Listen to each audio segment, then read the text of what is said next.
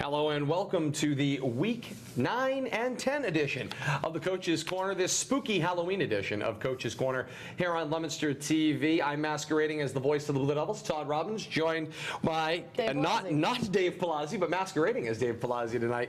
Kate Robbins joins me tonight here on the broadcast. Coach Palazzi off out trick-or-treating with the little ones tonight. We hope they have a great night of collecting candy and the alike here as we sit here and get you up to speed on Week 9 and 10 of action here on the Coach's Corner. Two matchups coming up, non-playoff action, or we'll call it alternative football, that the Blue Devils will be competing when over the next Week 9 and Week 10 of action. But before we get that far, we'll flash back to Week 8 of action and kind of put into a little bit of context, Kate, how we got to this point for Leominster. And that involved a Week 8 loss to the Shrewsbury Colonials last Friday night, a game where both teams were competing for their playoff lives. It was win and you're in, lose and go play alternative football. It's kind of like alternative accommodations in education. They're going to play some alternative football for the MIAA, and we'll talk about the merits of that in a bit. But Leominster had their opportunities in this game, and I feel like it's a story we've been talking about all season long. They've had their chances and had their chances and had their chances and have never quite capitalized at key moments. I think you're probably absolutely correct there. I like the teacher jokes, by the way, on this Halloween. All the teachers will get those jokes. But yes, it was a very disappointing effort, kind of not all around, but just certainly the results very disappointing for the Blue Devils. You have a situation where your destiny is in your hands, and you have to go out there and you have to execute, and they came up short. They had an opportunity. They kept themselves in the game going down the stretch, and they had 4 chances at the end zone at the very, very end to tie the ball game if they were able to convert 2 on the point after attempt. And so that they were within striking distance. It's just not as if we had the effort from the week previously where they're down 35 points at the end of the game and all is lost and you're just sitting there playing for pride. They had an opportunity to strike right at the end, and unfortunately, in that key moment, they're not able to come up with the big plays. They had a lot of great efforts by individuals, but again, collectively, we see them on the losing end of the spectrum. And then Shrewsbury, the athletic director, very excited. Shrewsbury in the playoffs for the first time in quite a while, and Leominster for the first time in quite a while on the outside looking in this week. Consistency throughout the year for Leominster has certainly been a problem. When drives have put together, first on the offensive side of the ball, when drives have been consistent and one play has built off to the next, they have found some great success. But seemingly, those connections, one play leading to the next, and snowballing on down the field, have been few and far between. And I don't know quite where to put my finger on it. There's certainly been some shakeups at times. The moving of Noah Gray out to wide receiver, off discussed, putting Pat Gallagher back at quarterback. Seemingly a brilliant move, worked out, produced some great offense, but still, it was just throughout the year missing that one connective point where you could connect a play after play after play together. And I think what you have here is a multifaceted problem. Number one, yes, you move Noah Gray from the quarterback position out to the wideout spot, slot receiver, and at times all the way out to the outside, which is, it's certainly controversial coming in the middle of the season. It was not exactly as if the coaching staff was saying, hey, if this whole quarterback thing doesn't work in the first few weeks, we're going to just switch things up and put the sophomore in there. That's something that was held very close to the vest by the coaching staff throughout the beginning of the season. So in and of itself, that move to move one of your best athletes to the outside, going from that quarterback position, who we've traditionally had some phenomenal athletes in the Dave Palazzi era playing quarterback and really captaining from that position. You move Noah Gray out, and yes, it's certainly not a demotion. Now he becomes your primary target in the passing game, and you can kind of spread things out. At some points, they were having 6 different receivers that were catching the ball, were the Leominster Blue Devils throughout the season. So it certainly spread the field, and most importantly, it spread out the athletes across the field. To your point with regard to the drives, as you said, Leominster seemingly found themselves at times being able to have long sustained drives. When they start well in their own territory, they're able to drive, but for some reason, as soon as they get to the red zone on the opposite side of the field, the stalling happens. And then when they are starting to see themselves, kind of stall every now and again, they're just constantly seeing themselves in 3rd and long, 4th and long situations, and as things kind of imploded on them, they found themselves their starting field position and all of their down and distances not going in their favor, and then on top of that, just kind of freak things continuously happen. You have a lot of blocked, a lot of blocked everything. You had blocked extra points, you had blocked field goals, you had blocked, everything. We had dropped punt returns, we have dropped kickoff returns, we have, fumbles. So you add all of that together, and unfortunately, it seems as if the tide is rolling against you at certain times for the Blue Devils. And it certainly did eventually amount against them. I think a great point to this would be the consistency in the drive that led up to halftime. It was a beautiful connection of plays where one play rolled in the next, rolled into the next. They marched the football down the field and struck for Leominster's lone touchdown on the night against Shrewsbury, and their first touchdown in 2 weeks' time. That's a lot. 6 quarters of football to that point, Leominster had been held scoreless. That's not been the case in the 6 years Coach Palazzi has been, the bench boss for this team.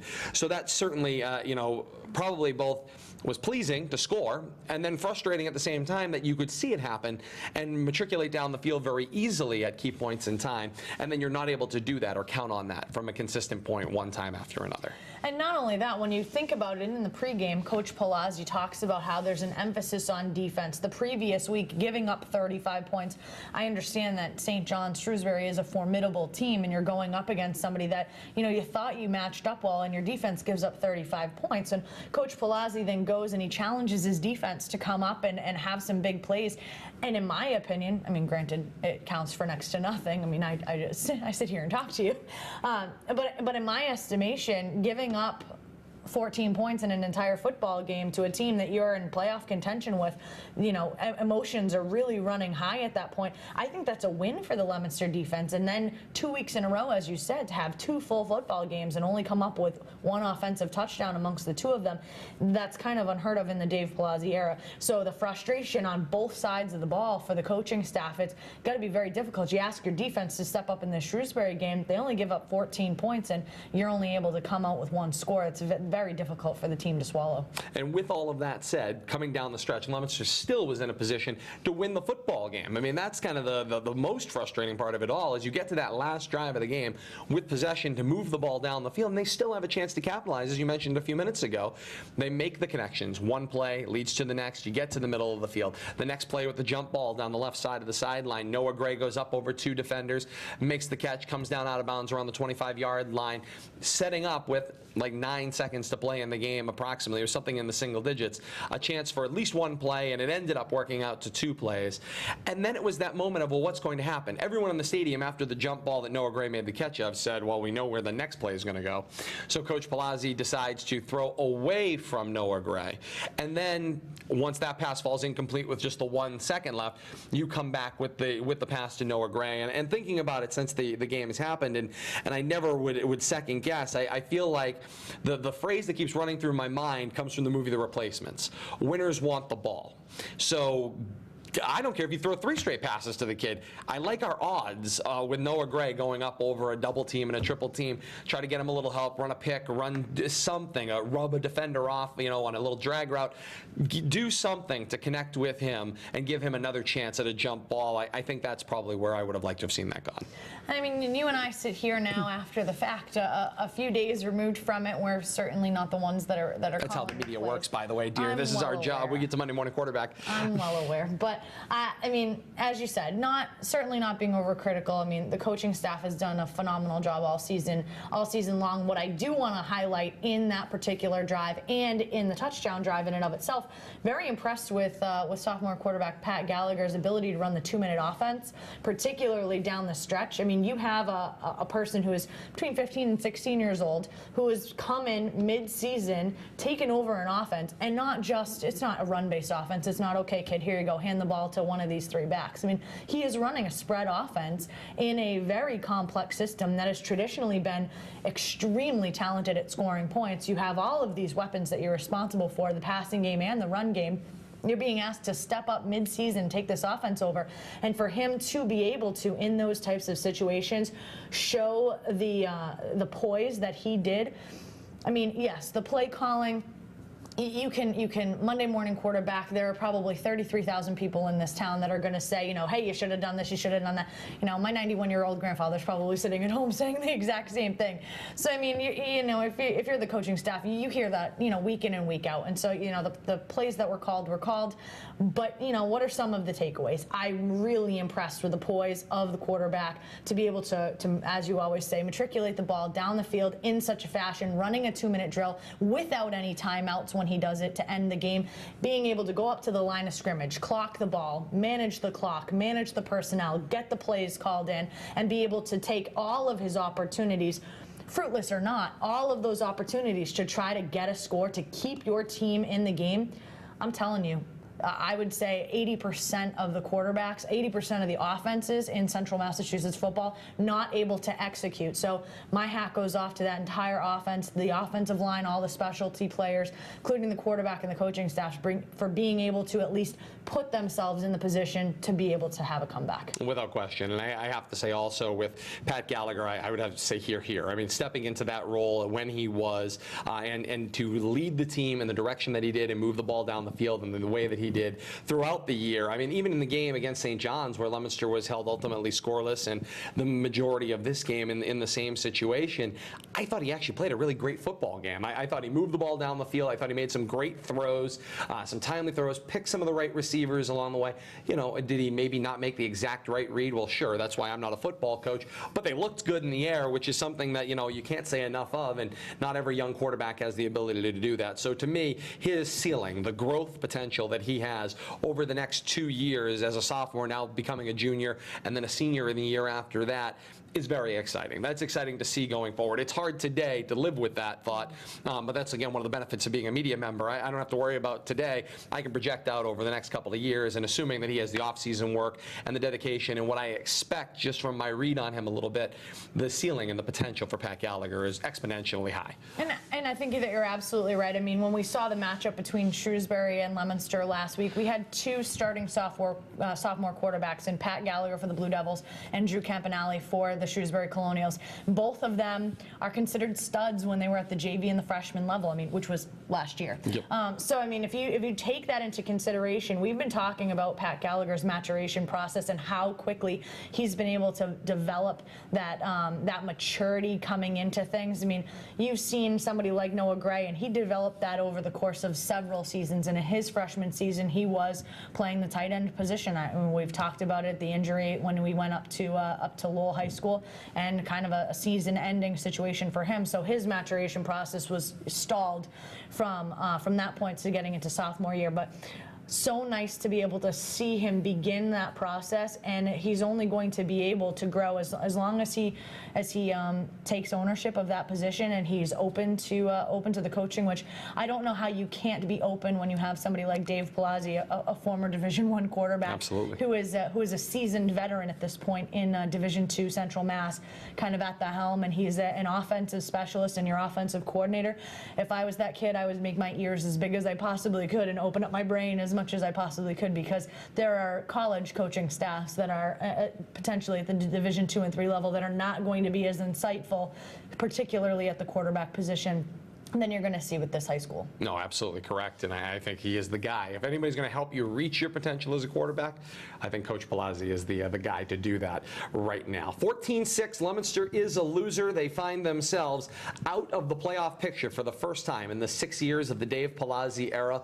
Nothing more frustrating than that for that coach that's usually sitting right here. I know he is frustrated with the situation, and so they will carry on with two very interesting games to come. And so when you don't qualify for the MIAA postseason, you get to deal with the MIAA and the Central Mass Football Committees taking out their pencil and drawing up what's going to happen for the remaining 2 weeks.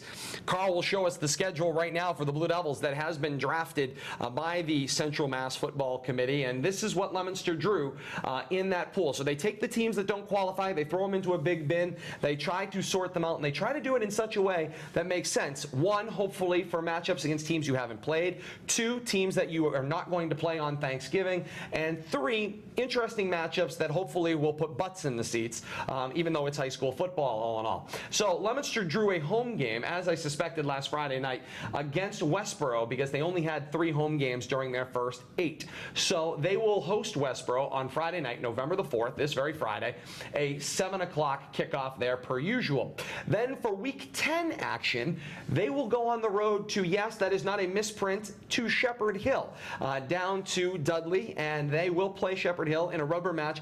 The only thing I can figure for the reasons why they would take on Shepherd Hill would be that they're trying to recapture a little bit of that excitement from the game that was an overtime matchup, that 28-26 win for the Blue Devils in overtime.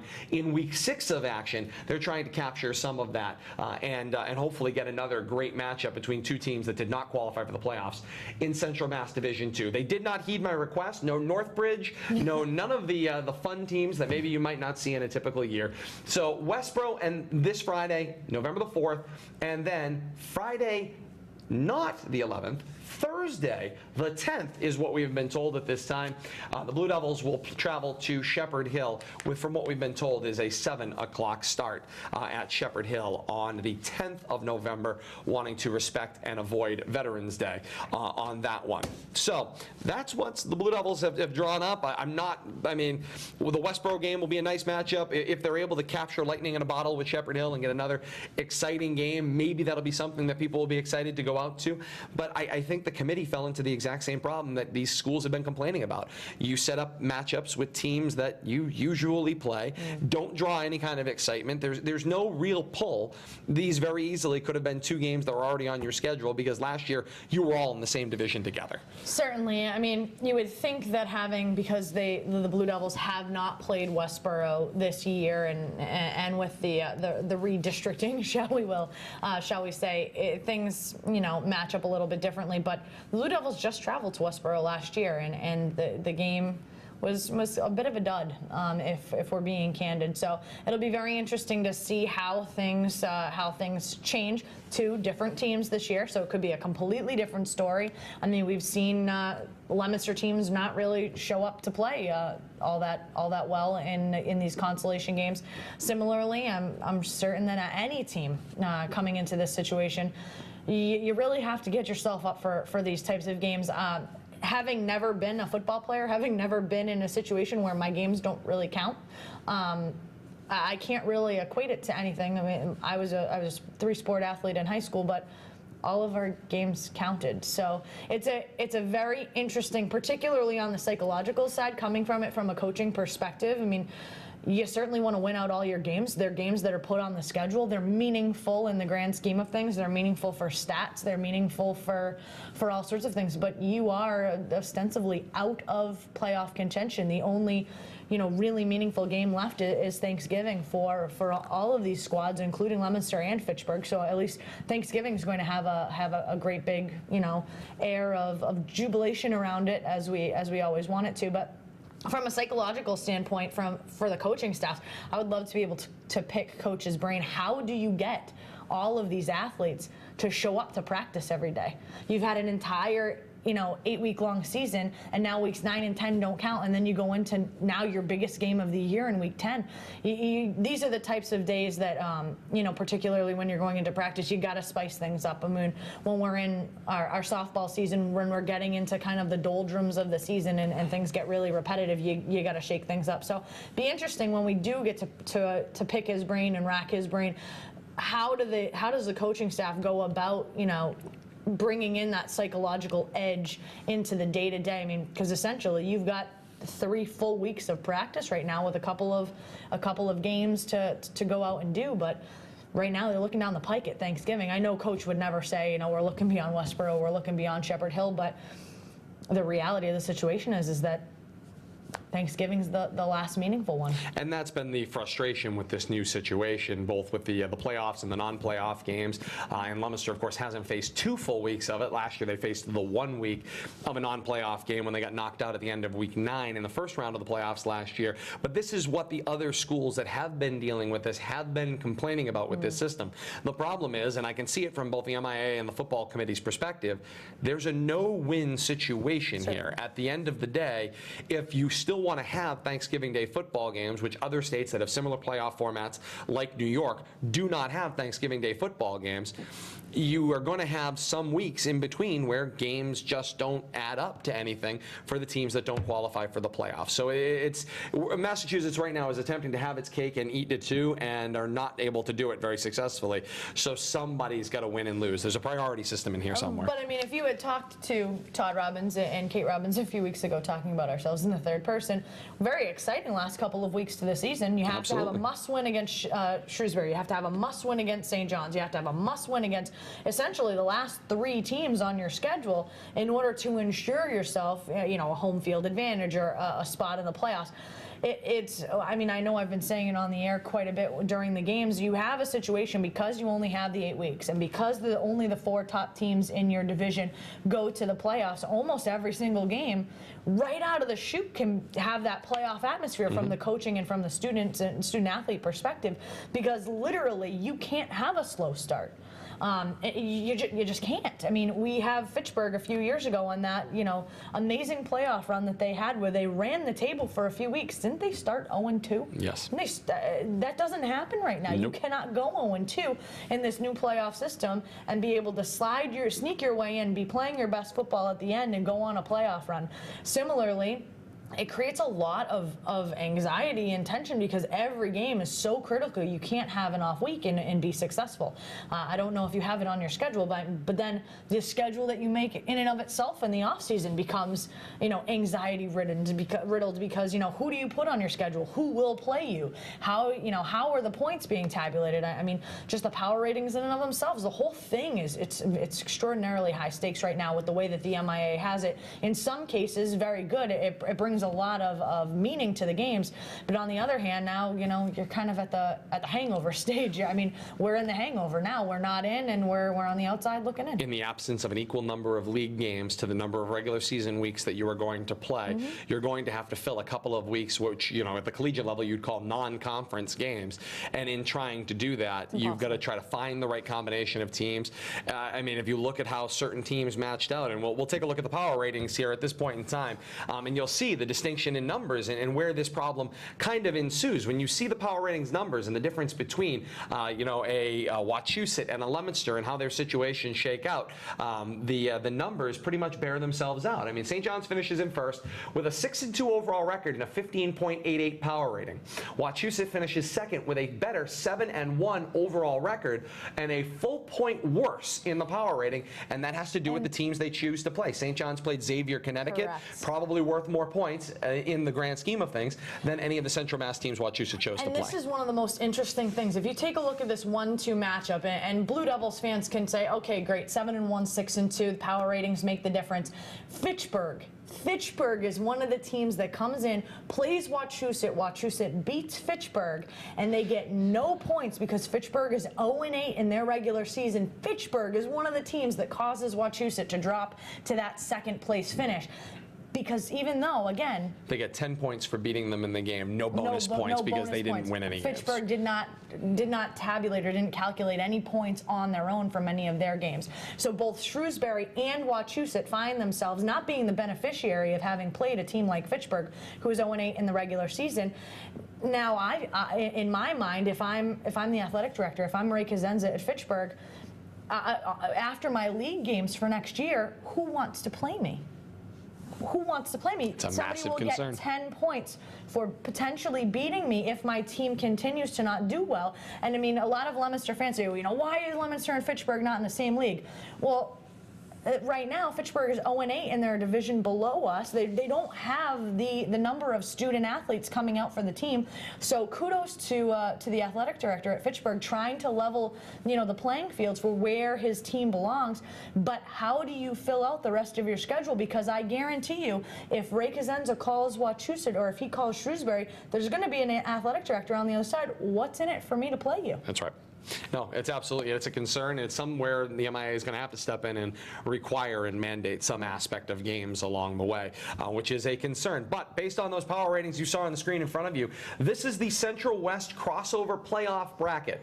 So on the left-hand side of your screen, you see those 4 teams we just showed you. St. John's the top seed, taking on the 4 seed Shrewsbury. That game will be played on Saturday, November the 5th. And then the 2-3 matchup, Wachusett and Algonquin, who were jockeying formerly for the top spot before Algonquin lost to St. John's last week in Week 8 of action. Now we'll go to Wachusett on Friday night, November the 4th, and those 2 teams will do battle. On the flip side of the bracket, the right-hand side of your screen, that's the Western Mass side of the bracket, which, of course, Central Mass matches up with. Chicopee Comp gets the top seed over there. West Springfield is the 4 seed. Springfield Central, a perennial top spot holder, falls into the 2 spot this year. And the Westfield Bombers, with one of my favorite personal helmets, by the way, in high school football right now, with that bomber right in the middle of the helmet, they fall into a 3rd for a matchup with Springfield Central. The winners on both sides will play a Central final and a West final, and then the winners from either side, Central and West, will play a state semifinal in Week 11 of action, either November 18th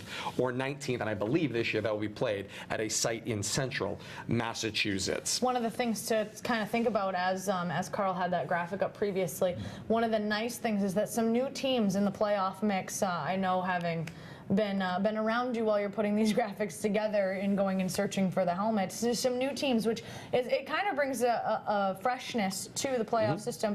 Of course, we can certainly be bitter because we're not one of the helmets on there. I understand that, but it is kind of nice to see some new opportunities for some new teams, especially in the crossover games. So a lot of old standards. We're seeing a lot of the old standards in there, but nice to see some new faces in there as well. There's going to be plenty of parity, both in Central, Western, and North and South and Eastern Mass face the same situations, where teams in previous years that had not done very well or finished in the bottom 3rd of their division can come back with a couple of players in the following year and grow to a bigger spot or qualify in the top 4. It is the one thing about this system. It does give everybody an option. So the next 2 weeks for the Blue Devils, weeks 9 and 10, as we kind of bring ourselves down the stretch here on this week 9-10 edition of the Coach's Corner. Kate, first of all, Westboro, when you look at this team, this is a team that's 3-5 overall. They finished 5th in Division 2A. Their wins are over Fitchburg, Groton, Dunstable, and Worcester North. Losses to Marlborough, Shepherd Hill, Grafton, and Tantascwa. That's what is facing the Blue Devils this week. It's an option offense. They like to keep the ball on the ground. They want to run outside. Similar, I would say, to a Marlborough team. It's probably your best kind of measuring stick there. And then their defense, again, very similar to Marlborough. It's 8 men in the box, 4 in the front, 4 in the back, or 5 up front and 3 in the linebacking core. It's going to be a team that's going to want to ground and pound. They're going to want to keep the Blue Devils down. And having seen what happened to the Blue Devils last year when they played Marlborough in that Week 10 non-playoff game, this one certainly concerns me because this is a very similar style team. Yes, a very similar style team. We find ourselves in a similar situation that we did against Marlborough. In the next 2 weeks, we're going to see that ground and pound game. Not a lot of flash going to be shown against either Westboro or against Shepherd Hill. So the Blue Devils, I think, in both instances, are going to have their work cut out for them. They're going to have to be very disciplined. I think that the play, particularly on the defensive line, is going to be showcased. It's either going to be there or it is not going to be there. And I think we will find out very early against both of these teams who are primarily run-based offenses where exactly the Leominster Blue Devils defense, as Coach Palazzi asked them to step up last week. I think the very same is going to be said, particularly up the middle for that defensive line against both of these opponents. Got to block, got to tackle both weeks. And of course, with that Shepherd Hill game, everyone's hoping to recapture that very exciting finish that we saw in Week 6 of action. The question will be, can lightning strike twice? And that's exactly right. We've always talked about the fact that Coach Palazzi does a very nice job when game planning the second time around against a team. But much can be said about what Coach Lindstrom has up his sleeve as well. They don't generally get a second crack at Leominster. And in the last couple of years, the Shepherd Hill and Leominster have seen each other fairly early in the season. So it'll be very interesting to see how Coach Lindstrom changes his game plan. He and Coach Palazzi, extraordinarily aggressive offensive play callers. I mean, so it's going to be a wild ride, that's for sure. Either way you slice it. Yes, no question about that. So week 9 of action, it's Leominster and Westboro, Doyle Field, Friday, November the 4th. 7 o'clock is the kickoff, and then you go to week 10 of action. It's Leominster at Shepherd Hill. That is a Thursday night, November the 10th, 7 o'clock kickoff in that matchup. Both games on the K-Zone, WPKZ, countdown to kickoffs at 6:30. Leominster TV along for replays throughout the week and weekend as well. Want to thank Carl for pushing the buttons, making the magic happen back in the studio. Kate, thank you for filling in for Coach Palazzi this week. I am Coach We will Palazzi. be back for the Thanksgiving edition of the Coach's Corner in 2 weeks' time with Coach Palazzi and myself, and Kate back at Master Control as well. Thank all of you. Happy Halloween. Hope you have a great week. We'll see you out at Doyle Field and out at Shepherd Hill Regional in 2 weeks' time. Until next time, so long, everybody.